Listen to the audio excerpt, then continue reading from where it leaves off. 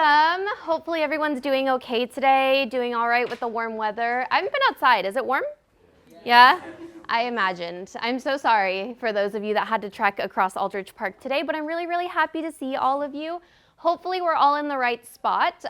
So I also want to just give the disclaimer. I don't have a microphone today, so I'm going to try my best to project across the room. But if you feel like you can't hear me, feel free to raise your hand. Or if I'm like yelling in your face, sorry to the folks right here, feel free to let me know. But hopefully everyone's in the right spot. Today we are here to talk about the Research Discovery Program, specifically for prospective mentees, so for all of our undergraduate students. If anyone here is a graduate student that's interested in applying as a mentor, this is your time to exit, and we will be having another info session later next week. Awesome. Everybody in the right spot? Yeah? Okay, awesome. So, just want to give a brief introduction. My name is Anna Patino. My pronouns are she, her, ella. I'm a Europe advisor, and I am also the Research Discovery Program Coordinator. So should you be accepted into the program, you're going to be seeing a lot of me. I like to be very, very involved in our Research Discovery Program. My contact info is at the bottom of the screen. Feel free to jot that down, take a picture of it, whatever you need to do. I'm happy to answer any questions that you might have, either during today's session, after today's session, over email. You can also email our Europe office, and I will be sharing that contact info at the end of today's presentation.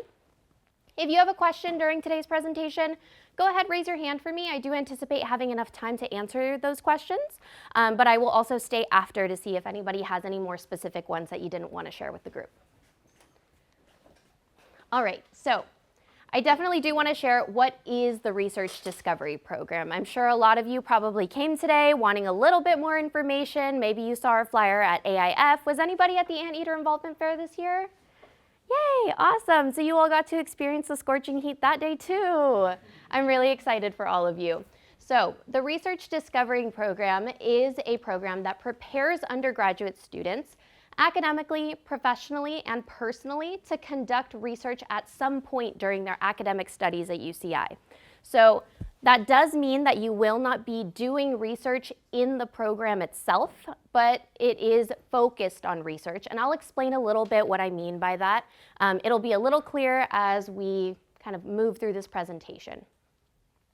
Essentially, it is a series of workshops and activities that will prepare you for research, and it is also a mentorship program.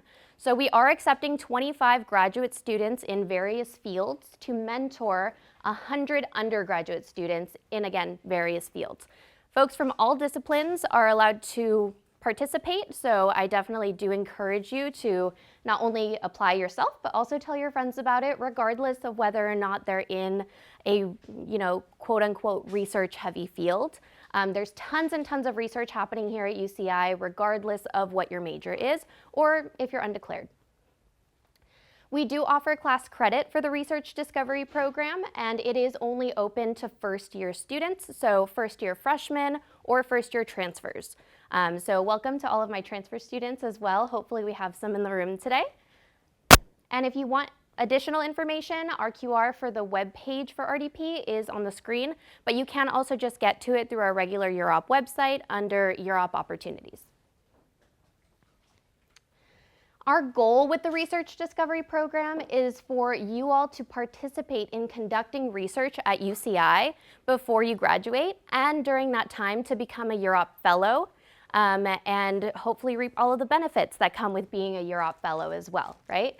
So hopefully everyone will go through the program and find something that they're passionate about and go on to do work in those fields, and come back to our office for additional resources once you do get involved in research. I do want to give a disclaimer. Again, students will not be conducting research as part of the program. And that is really, really important for me to state over and over again throughout this presentation. However, this year we have added a new component. Students will be matched with a research opportunity or creative activity upon successful completion of the program, right? So that is something to look forward to. You won't be doing research while you're in the program with us, but afterward, once you do successfully complete it, right, and there's a couple components that go into that, then we will find a research opportunity for you. no earlier than fall of 2026. So because the program itself ends in spring 2026, you can then kind of see where we're going with this thought process. It might take a little while to find y'all opportunities, and you might expect to start, again, no earlier than fall. So a calendar year from right now. A few benefits to list from the Research Discovery Program, and I love talking about all the benefits of our amazing program, but the first being building community. So you've noticed that there's quite a few people in this room. That's kind of what it feels like to be in the Research Discovery Program. You're kind of surrounded by peers all the time. You're surrounded by graduate students, by your ops staff who are all here to support you. And it's a really fun time to get to build that community slowly. So especially for our first years, this might be your first time away from home. You might be exploring new career options. You maybe don't have a ton of people that you know on campus. And I definitely can speak from experience. Back when I was an undergrad, I know that having a sense of community, sense of belonging was really, really important for my academic well-being. And that is definitely something that we aim to foster in the Research Discovery Program, especially given that you will be surrounded by very like-minded peers who all might have pretty similar interests to yours, right? You all have something in common, very likely. You will also be getting course credit. So the course component of this program is a pretty, let's say, a big commitment, but not a hard commitment, if that makes sense. So you will be getting 1 credit of pass no pass per quarter that you're involved in the Research Discovery Program. And I will outline the details in just a little bit, but you are getting that compensation through credit. And those go towards your overall units that you'll need to graduate, but it does not fulfill any specific requirements. So that's something that you'll want to note. It doesn't go towards any major requirements, just towards your total count of credit. Personal guidance. So like I mentioned, you all, if you make it into the program, are going to get a graduate student mentor. You are going to get a lot of face-to-face time with that mentor, so all of the guidance that you're going to be getting is going to be more personalized. This person's going to get to know you a little bit better, your specific struggles, your particular questions. They're going to be most likely related to your field. And can give you a little bit more insight into what it might be like to conduct research in those fields. And also just on a personal level, we have a lot of mentee-mentor relationships that really do benefit folks on a personal level, both ways really. And it can offer a little bit of support, not just academically or professionally, but also personally. So that is something that you can look forward to, is building a really good relationship with your mentor. And additionally, because I am the program coordinator, and I did mention I love to be really, really involved in our program, you can also look forward to personal guidance from myself if that is something that you find necessary. So I do always have open office hours. That is something that you can schedule with me throughout the program, or even just as a year op advisor if that's something that you have questions about.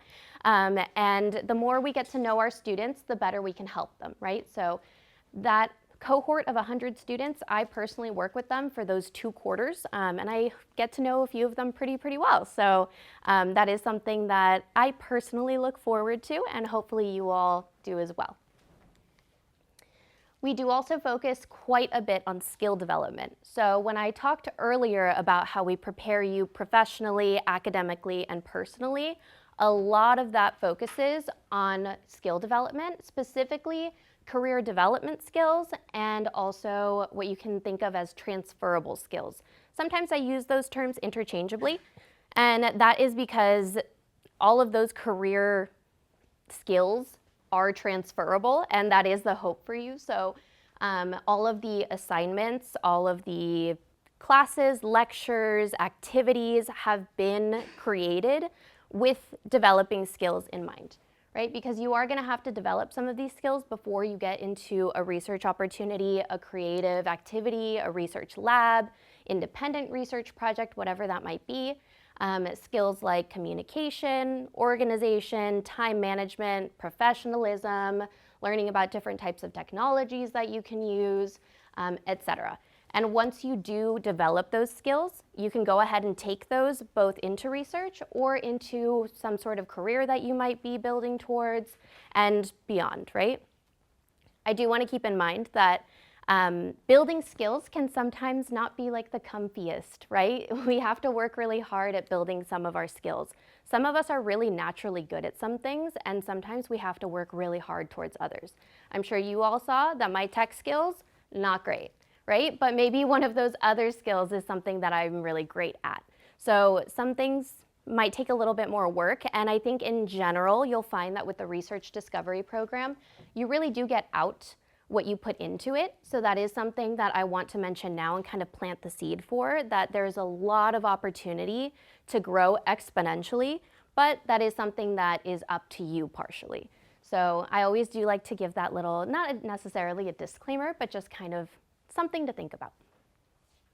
And for the first time ever, we are also guaranteeing you a research opportunity this year. We're really, really excited to be able to offer this to our students.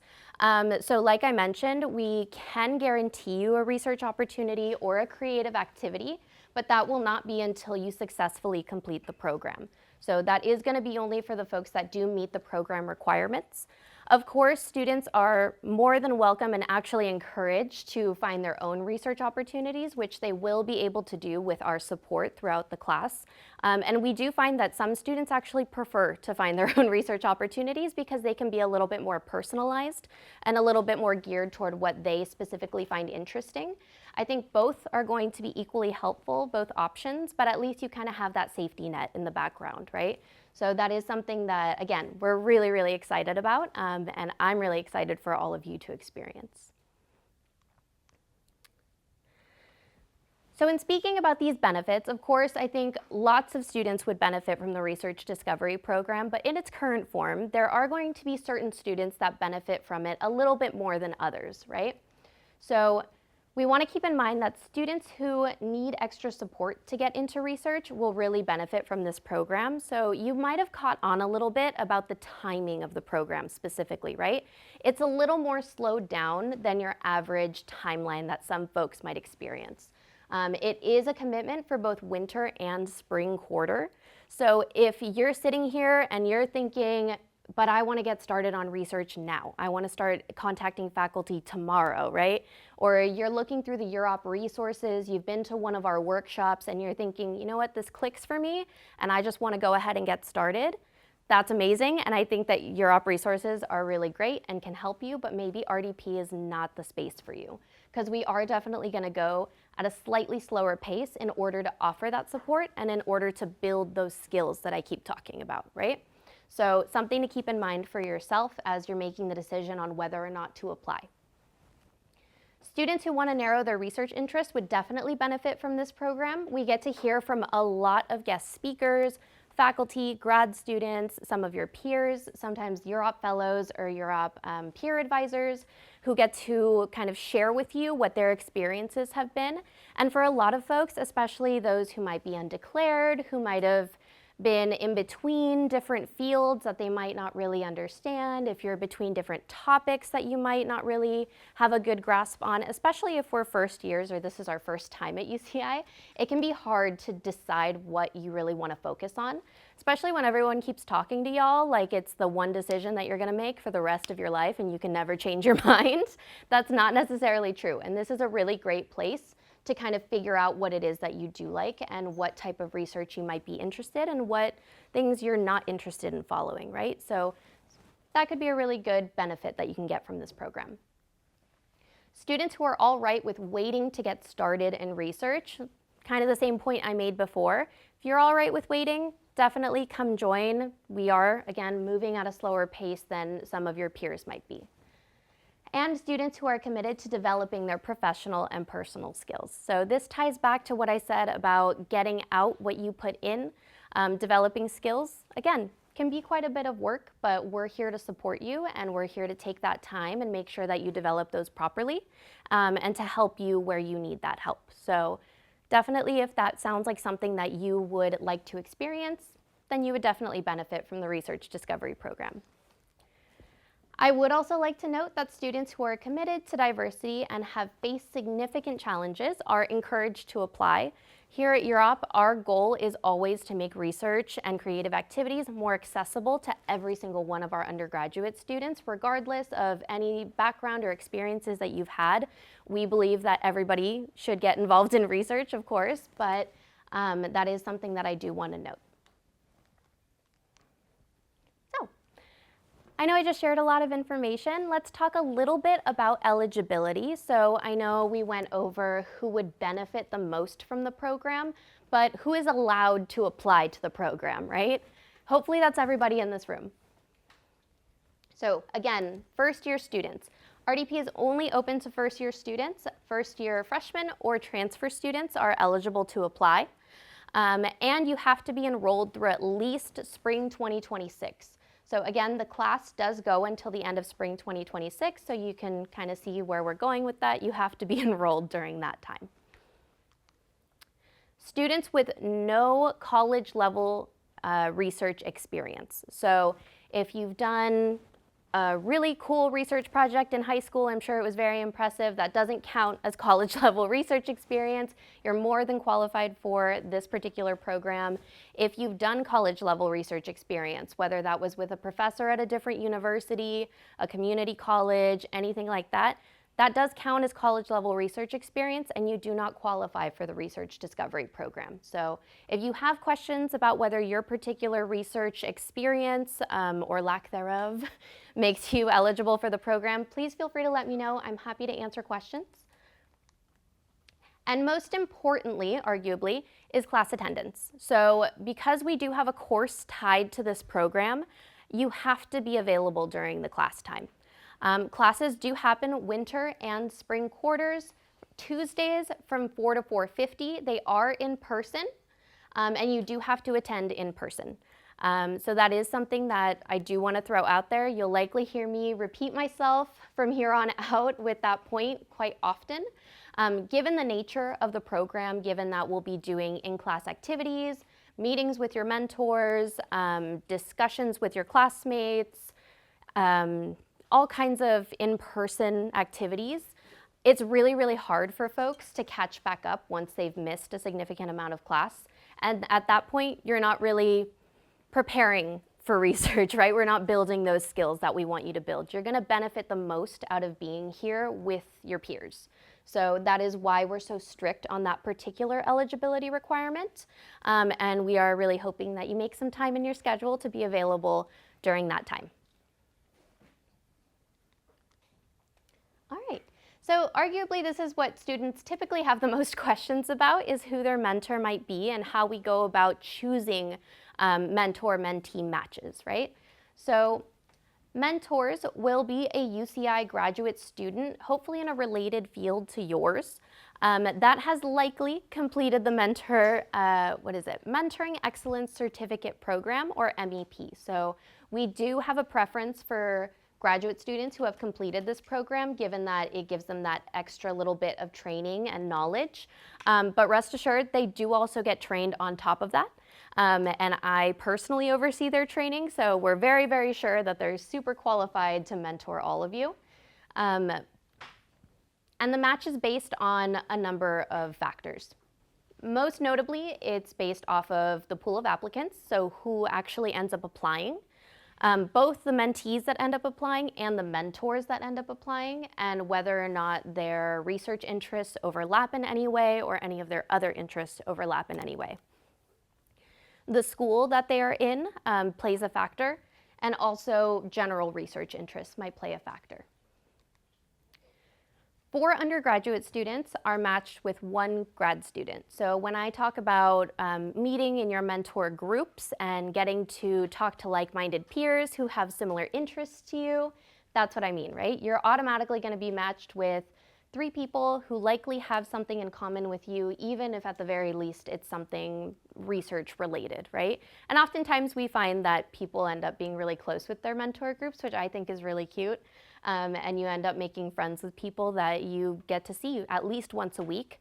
And even sometimes you'll make friends with the people that are all over the classroom, right? Because we likely have something in common with most of our peers. I do need to give the disclaimer that there is no guarantee that your mentor will be an exact match for your major, school, and research interest. We take a lot of care in matching our undergraduate students with our grad students. And I personally do oversee quite a bit of it. So definitely rest assured, a lot of care goes into it. We put a lot of thought into who gets accepted into the program and who we match them with. But that is definitely a possibility. It is possible for you to get a mentor that is not an exact match for your particular field. However, the program is designed in a way where everyone will benefit equally from their participation in the program itself. Any questions? All right. Oh, I think I saw a question here. Yeah. Hi. I was wondering if you were a mentee and you were applying to the program, and your research interest is in a specific topic that no graduate students are, doing research in. Yeah. Would you still be able to be accepted in the program, or would it just not be a good match?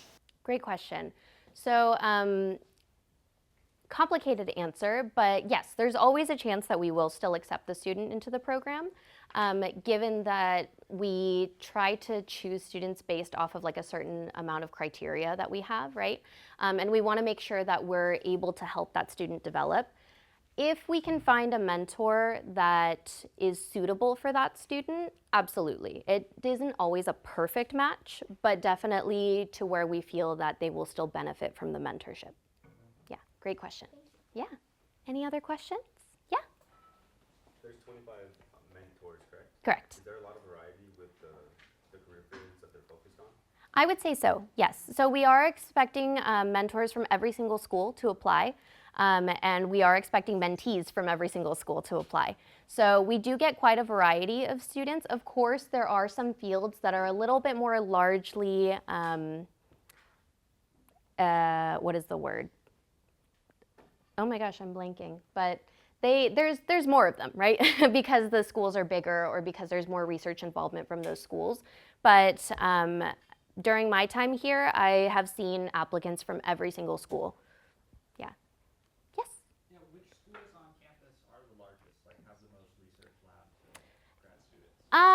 That depends, I think, per year, and especially how many grad students each school takes, and it does vary quite a bit. Consistently, we'll see a lot of engagement, and that doesn't mean that they're not doing research in other schools, but it's just the more traffic we get from those schools, I guess, at Europe. Bio is a pretty big one. Engineering tends to be kind of big. But other than that, I would say everyone's pretty equal. We have a really good spread of researchers here at the school, which I'm really excited about. Great question. Yeah? Based on your experience matching students with mentors, what do you think are the chances of getting a mentor that matches? Yeah. I would say pretty high. I would say that your chances are decently high, and that research interests typically, what I've seen, are not super cut and dry. It is really likely that you might overlap with other mentors as well, and we do really encourage our mentors to work together to kind of fill in gaps anywhere there might be any, and not necessarily gaps, but just other interests that our mentees want to explore. So I would say as long as you're a little open and you're not kind of super stuck on a really tiny niche topic, you'll likely find somebody that is interested in something that you're interested in. Great question. All right. So moving on to this guaranteed research opportunity, because this is fairly new for our program. So I wanted to spend some time just kind of overall talking about it. So I know I keep saying this, but the guaranteed research opportunity is only offered to students who successfully complete the program. Fall 2026 is the earliest that we expect students to be matched with their research opportunity or creative activity. And it is going to be somewhat of an individualized process, right? It's going to depend on your particular research interest and how open you are to different topics. It's going to depend on the field and discipline, and also on the available faculty, right? So these are things to keep in mind. It may not be the most 100% perfect match faculty member you've ever found, but we are guaranteeing it. So if there's feelings like, oh, I want to find someone that's a better match for me, or I want to keep trying to find someone, we can absolutely help you with that, and you're more than welcome to reach out to faculty before this happens. But that is just specifically what I mean when I'm saying we're guaranteeing a research opportunity. it can be a little bit more broad sometimes. So there's my disclaimer. Again, you'll see this little exclamation point on a lot of slides. So moving on to the class, I know I keep talking about course participation, but our class, again, winter and spring 2026 commitment, 1 credit per semester. It is going to be pass no pass credit, which students are usually pretty excited about, right? Tuesdays from 4 to 4:50, again, in person, attendance is mandatory. It's going to be approximately 2 hours of work per week. I don't think that you're going to be going over that at any point. It is our goal to make sure that this is a manageable amount of work for all of you, and also that the work that you're doing is relevant to your learning and to your growth. I'm not a fan of busy work, so I don't think that you should expect to be doing any, but it can be about 2 hours of work per week. You are going to be having group mentor days 2 times per quarter. And this will happen during usual class time, which is why I've decided to put it in this slide in particular. So those group days that you're going to be meeting, we will do those instead of class time. So instead of you coming and listening to a lecture, your mentor will have a space for you somewhere on campus. You all will meet, have your own little bonding time. It could vary slightly. The mentors do have a structure that they are expected to follow, and topics that we are going to be covering that are relevant to what you're doing in class. But other than that, it is pretty fluid. Your mentor is asked to kind of use their best judgment as to what would be most helpful for you during that time. One-on-one meetings with your mentor happen 3 times per quarter, so a total of 6 times in the program you're going to be meeting with your mentor for a check-in. And these are a little bit shorter than your group days, right? So they're really meant as a true check-in to see how you're doing. It could be that you're connecting personally, following up on something that you asked them about. They might be checking an assignment that we've asked them to double check for you, talking about your grade in the class because they do grade your work. Any number of things, really. Again, similar to the group days, they have a structure that they're expected to follow, but it is also up to their best judgment on what would be most beneficial for you. And they typically last about 30 minutes. And these are outside of class time, so you get to schedule it kind of on your own time, which is really nice. Okay, so the Undergraduate Research Symposium. And a lot of you might be really confused as to why we're talking about the Undergrad Research Symposium during an RDP info session. Has anyone heard of our research symposium before? Can I see a show of hands? Okay, great, awesome. So the Europe office does host the Undergraduate Research Symposium. Our office puts it together every single year. It's my favorite time of year by far. This year, our big poster performance day is going to be May 15th. It's on a Friday. It's always usually on a Friday in the middle of May. And the reason that I'm mentioning it is because all of our RDP students are required to volunteer their time at the annual research symposium. So that is a requirement of the program. Why do we make you volunteer your time at the symposium, right? Not necessarily that we're forcing you. It is actually really fun. But there are definitely benefits to all of you being there. So there is quite a bit of networking that happens at these events. So the folks that go to our symposium every year can consist of faculty, grad students, postdocs, community partners, different folks from like industry in the area that might be hiring. It could be undergraduate researchers from fields that you might be interested in, and there's definitely a lot of opportunity to network with those folks while you're at the symposium. And there's also that part where it gets to expose you to the research process and the topics you might be interested in. So if we think back a couple slides, our goal is for all of you to be doing research and to become Europe Fellows. All of our Europe Fellows will be presenting at the Undergraduate Research Symposium, so it gives you a little bit of a look at what you could potentially be doing in a year or two, right? So it's really nice to get to see other people doing things that pretty low stakes. You can see that it's really not super scary. And also it's just kind of fun to get like a behind the scenes look at how everything runs and to get a better understanding of like what goes into these events. We try to make our symposium as similar to a conference experience as possible, so it's really good for all of you to kind of learn what you could expect out of a research conference. And it's also just really fun. When I look around at every single symposium, our volunteers are always bonding and giggling and laughing and solving problems together and getting to spend time with each other, going to see the posters, etc. So it's something that our students really look forward to. And even if you're not in the research discovery program, or if you want to tell your friends about it, highly recommend checking it out. So that is one of our program requirements, and I've kind of danced around some of our other program requirements, so let's go ahead and just kind of get an overview of what the general requirements are. So you do have to register for class, both winter and spring, attend all of your class meetings, attend all mentor meetings, both individual and group, earn a passing grade for both quarters, so that's a 70% in the course, and I don't anticipate that being a big hurdle for any of you. I know you're all very smart. Complete the program evaluation. So we do put out a program evaluation, not like the one that UCI sends out, but our own form where we get your individual feedback about your experience in the course and in the program in general. And I do personally look over all of those and take into consideration everybody's experiences when deciding how to plan out the next year. So that's why those are so important.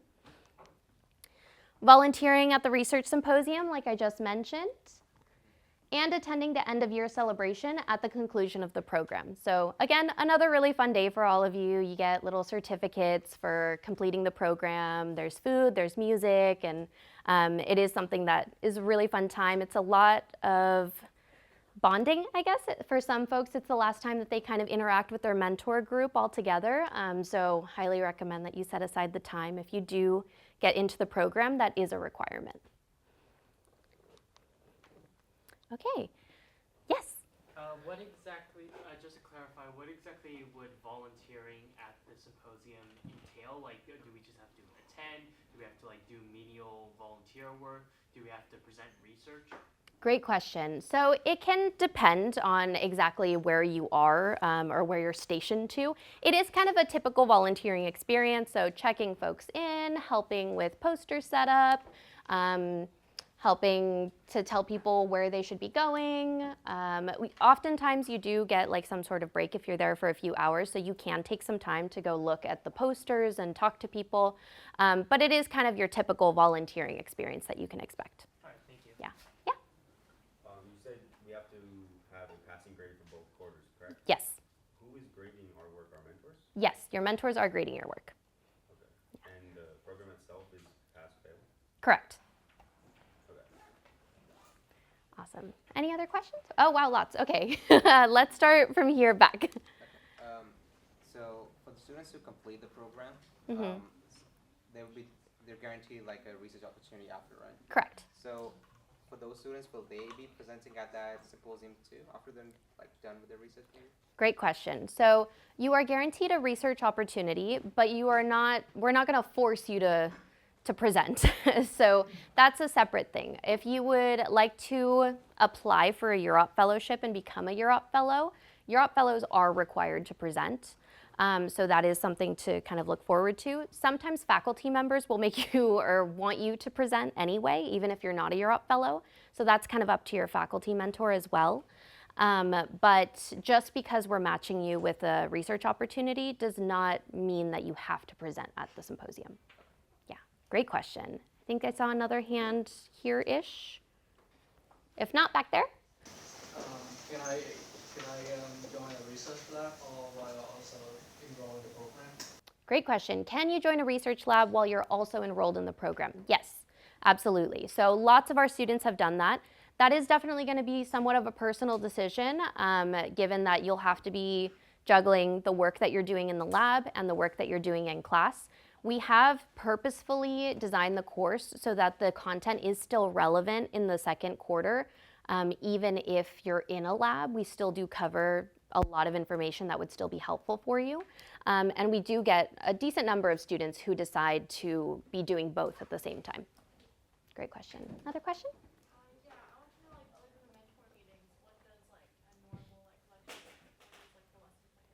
Yeah, great question. So a typical day in RDP doesn't really exist.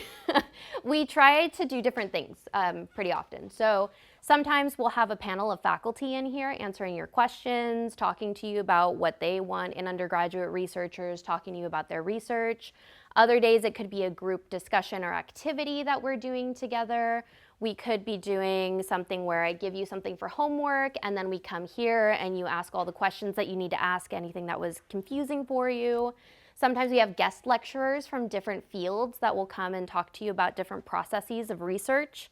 That's, I think, probably the most like general description I can give, but you can look forward to like slightly different things that are happening pretty much every day. Yeah, great question. All right, so let's move on to our program timeline just because I want to make sure that you all have a really clear picture of what your next steps are and what the process is going to look like from here on out. So right now, fall 2025, you are going to submit your application to RDP as a mentee. So there are two. There's one for mentors, one for mentees. Please make sure you click the right one. And you will receive an application status update by December. I can't unfortunately give you a specific date, but we are hoping that by December we can give you some sort of update on whether you've been accepted or not. In December, you'll go ahead and accept that offer and register for the course. So course registration information is only given to folks that are accepted to the program. There is an enrollment code that you'll need in order to register. And we do not register you automatically. That is something that you'll have to do on your end before you can start the program, right? When classes start in the winter, the program will begin. I believe this year it's January 6 or 7, if I remember off the top of my head correctly. You will be attending class, attending mentor meetings, and completing your assignments throughout the quarter. In spring, pretty much the same thing, right? You'll come back, attend class, attend your mentor meetings, complete your assignments, but then also on May 15th, we'll be volunteering at Symposium. So that's why that's kind of different in the spring. And then in June, that is when the program concludes, and we will hopefully be attending the RDP end of year celebration. That again is a requirement of the program, and we do take attendance for that one. It's not until after you conclude the program, grades are in and all of that, that we will begin the mentor matching process, again, as early as fall 2026. Yes? I have two questions. Sure. All right, so first question, where can you apply to RDP during the fall? Okay. Second And question? The second one is, what if you can't, like, let's say that like you've got a conflicting schedule on June 2nd. Like, is there any other way you can make up to meet that requirement? Great question. So I'm actually going to share the QR with all of you to apply in just a little bit at the end of our presentation. But also, if you just go to the UROP website, go to UROP Opportunities, and then go to RDP, you'll see that there's different information for mentors and mentees, and the application is there. There'll be like an application submission button, right? If you have a conflict on a specific day, like it's just the one day, that is something that, one, I would just worry about once you get accepted. Don't not apply because you have one singular conflict. But if there's ever a day where, you know, you're sick, your brother's getting married, or like your sibling is graduating from college or something, I am absolutely always willing to work with students. However, given that attendance is such a big part of our program, that is something that is handled on a case-by-case basis, and by me personally. So definitely don't plan to miss like a ton of it because you won't pass the course. But if there's just a specific day, of course, that's all right, and we'll handle that personally. Great question. Yeah? By the end of this meeting today, will we have all applied to the program, or is there a process? So there is a short application, and all of you will have to fill that out individually. So you don't automatically apply just by coming in today, although that would be really cool. But you will have to apply. It's a pretty short application, and I'll cover a little bit about what's on there in just a sec. Yeah? If we anticipate like a certain week to be really busy for us, is there a way that we could do our assignments ahead of time, or? Great question. Assignments open on a week-by-week basis. So they're not all available to you at the beginning of the quarter, and there is a reason for that. We do want everyone to kind of like digest the information in a certain kind of pattern, right? And also because it coordinates with your mentor meetings. If you do all the work, let's say the first 2 weeks, then it's gonna be really weird to meet with your group. So if you do anticipate a heavy workload on a particular week and you need the assignment a week earlier, something like that. Once you're in the program and you're experiencing that problem, that's something that you could definitely handle with me personally, more of like a cross that bridge when you get to it kind of situation. Any other questions? Yeah? How large is the typical applicant pool for RDP? That actually, I don't have an answer for that just because it varies a lot depending on the year. So it varies by the hundreds. So I don't even remember how big the applicant pool was last time. We typically are able to accept most applicants, I think is a safe way to word that. Yeah. Are we required to take on our guaranteed opportunity? You are not required to say yes to your guaranteed opportunity, no. If you feel that it is not a good fit for you or you are wanting to accept a different opportunity, you are absolutely more than welcome to. You won't get started as quickly potentially, or maybe you'll get started quicker because you want to do it beforehand. But that is going to be kind of a personal decision on your part. All right, thank you. Great question. Yeah? Will we need a letter of recommendation to apply? No. So it doesn't necessarily work that formally, I guess you could say. There isn't a specific process for every person. It's going to depend on, like I said, your field, what faculty are available, etc.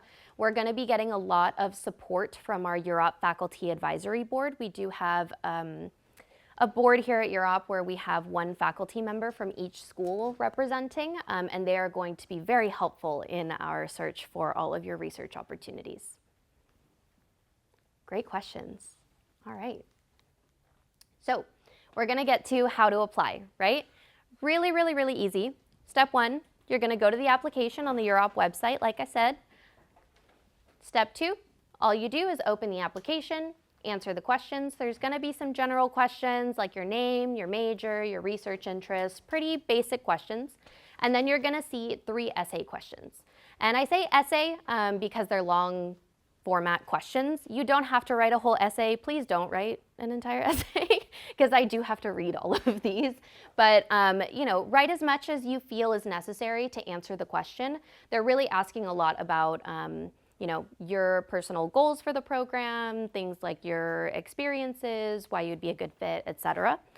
So don't stress too much about it, but make sure that you give it a good effort because we do, like I said, review all of these applications. And then you just have to click submit. I will make a note that as you're working on the application, do not hit submit until you are ready to submit. You can save it as a draft before that, but once you hit submit, it is very, very difficult on our end for you to make another application or to fix the one that you have currently. So just make sure that you're aware of that.